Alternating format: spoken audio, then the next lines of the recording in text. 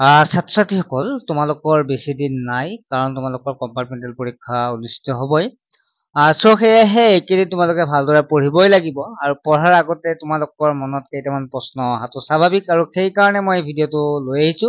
কাৰণ বহু ছাত্ৰ ছাত্ৰীয়ে এই কুৱেশ্যনটো কৰি আছে আৰু কুৱেশ্যনটোৰ ইম্পৰ্টেণ্টো হয় কাৰণ তোমালোকে জানি থ'ব লাগিব যে কিমান মাৰ্কছ পালেনো পাছ কৰিব পাৰিবা কিন্তু পঢ়ি থাকিবই লাগিব সেইটোতো মেইন হয় ঠিক আছে আজৰি সময়ত তোমালোকে ভিডিঅ'বিলাকো চাবা যিবিলাক ইম্পৰ্টেণ্ট হয় আমি ভিডিঅ'বিলাক দি দিম কুৱেশ্যন এনচাৰবিলাকো দি দিম কিন্তু নিজৰ ষ্টাডিটো মেইন তোমালোকে নিজৰ সেলফ ষ্টাডিটো কিন্তু মেইন কৰিব লাগিবই আৰু লগতে আমিও কিছুমান নোটছ কমন নোটছ হিচাপে দি আছো হোৱাটছএপত কোনোবা যদি লাগে ল'ব পাৰিবা যিসকলে ভাবিছে যে অলপ কমন হিচাপে চাওঁ আৰু তাৰ বাবে মাত্ৰ 49 টকা এটা লোৱা হ'ব তোমালোকৰ পৰা পাৰ ছাবজেক্টত গতিকে কোনো ছাত্ৰ ছাত্ৰীয়ে বিচাৰে তেতিয়াহ'লে নাম্বাৰটোত SMS কৰি ল'লে হ'ল এতিয়া আমি আহিছো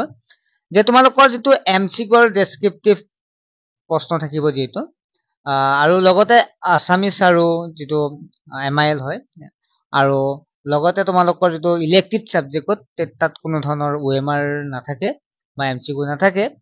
সো সেয়েহে OMR যিটো নাথাকে তাতে তোমালোকে যিমান মাৰ্কছৰ হয় সিমানৰ ভিতৰত তোমালোকে 30% পাব লাগিব অৰ্থাৎ অসমীয়াত যদি চাও তোমালোকে 30 নম্বৰ এটা পাব লাগিব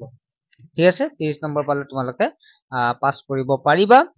তোমালোকে আকৌ ফাৰ্ষ্ট ইয়াৰত পঢ়িব পাৰিবা আৰু যিসকল ছাত্ৰ ছাত্ৰীৰ মানে হেৰিখনত বেয়া হৈছে প্ৰেক্টিকেল থকা ছাবজেক্ট অৰ্থাৎ যদি আমি চাওঁ তেতিয়াহ'লে OMR য'ত হয় OMR থকা ছাবজেক্ট বেয়া হৈছে ইংলিছ হওক ছায়েন্স হওক ছ'চিয়েল হওক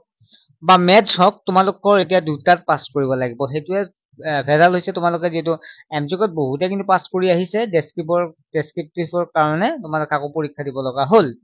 কিন্তু এতিয়াতো উপায় নাই দুইটা বিষয়ে তোমালোকে দিব লাগিব MCQ হওক ডেছক্ৰিপটিভ দুইটা ছাবজেক্টে দিব লাগে দুখন পেপাৰে দিব লাগিব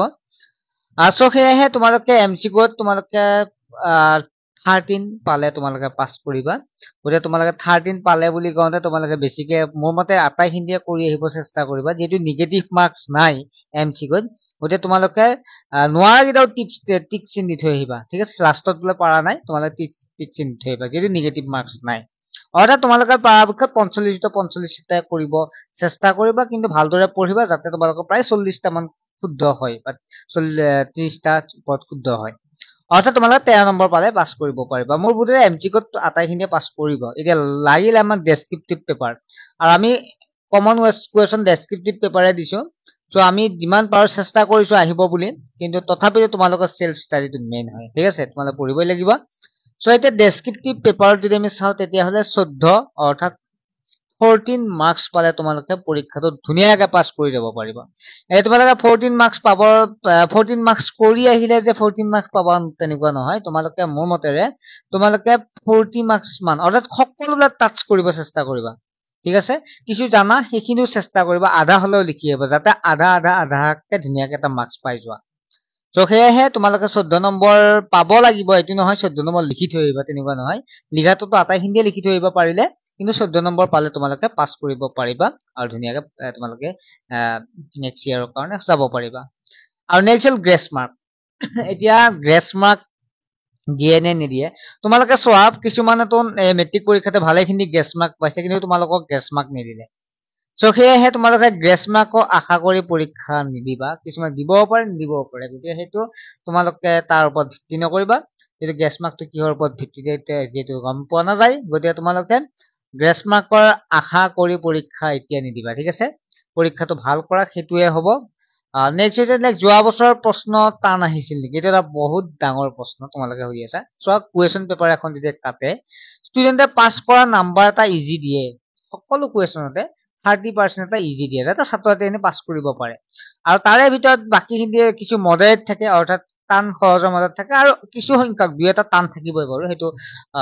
যিসকলে একদম আতিগুৰি মাৰি পঢ়িছে তেওঁলোকেহে পাৰিব সেইটো আৰু যিসকলে পঢ়া নাই ওপৰে চাই গৈছে সেই দুই এটা নোৱাৰিব এতিয়া দুই এটা নোৱাৰিলে আমাৰ প্ৰব্লেম নাই কিন্তু আমি কমসে কম আটাইখিনি কৰি আমি 40 মাৰ্কছ মান আমি কৰি থৈ আহিলেও আমি ধুনীয়াকৈ 14 নম্বৰ এটা পাব পাৰিম 40 বুলি কৈছে 40 নম্বৰ মান কৈছো বিশেষকৈ তোমালোকে আটাইখিনিয়ে কৰিব চেষ্টা কৰিবা তেতিয়া ধুনীয়া এটা মাৰ্কছ পাবা আৰু পাছ কৰিব পাৰিবা যাতে এইবাৰ যোৱাবাৰ যি ভুল হৈছে সেইবিলাক ভুল নকৰা যাতে তোমালোকে যাতে এইবাৰ সম্পূৰ্ণ কৰি থৈ আহিব পাৰা ঠিক আছে